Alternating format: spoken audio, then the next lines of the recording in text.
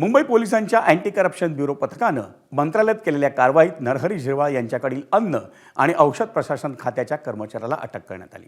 आरोपी कारकून राजेंद्र ढेरंगेला 35,000ची लाच स्वीकारताना रंगेहात अटक करण्यात आली। मंत्रालयातल्या दुसऱ्या मजल्यावर सापळा रचून ही कारवाई झाल्यानं चर्चेला उधाण आले।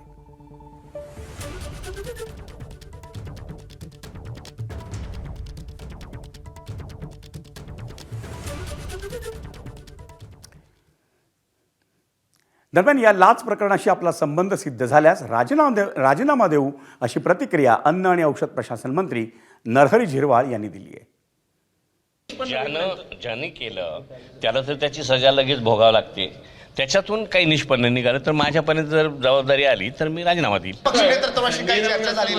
पक्ष नेतृत्वाबरोबर चर्चा झालेली नाही, म्हणूनच मी म्हणतो का जर तसं काही आलं तर मी राजीनामा नाही। आता कोणाच्या डिपार्टमेंटमध्ये घडतं नाही घडतं, माझ्या डिपार्टमेंटमध्ये घडलं, ते चुकीचं घडलं, त्याला उत्तर द्यावं लागेल, त्याचा जाब द्यावा लागेल, त्याला सजा भोगावी।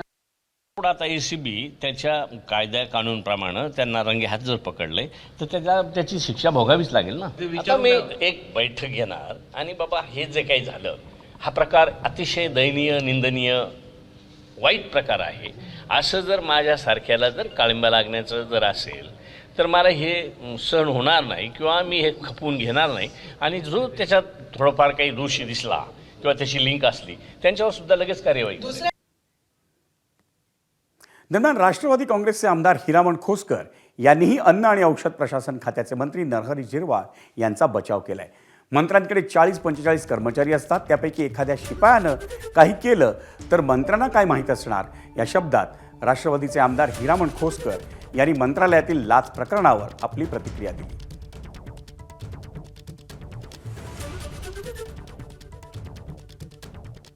आता माझ्याकडे सुद्धा मी आमदार असताना सुद्धा माझे 4 PA, एखाद्या PAने काही उद्योग केला तर मला काही माहीत राहतं का? ते साधा सरपंच चुकलं तरी सरपंचाला म्हणते राजीनामा देत, तुम्हाला गाव नाही चालवता येत, हे चालूच राहतं।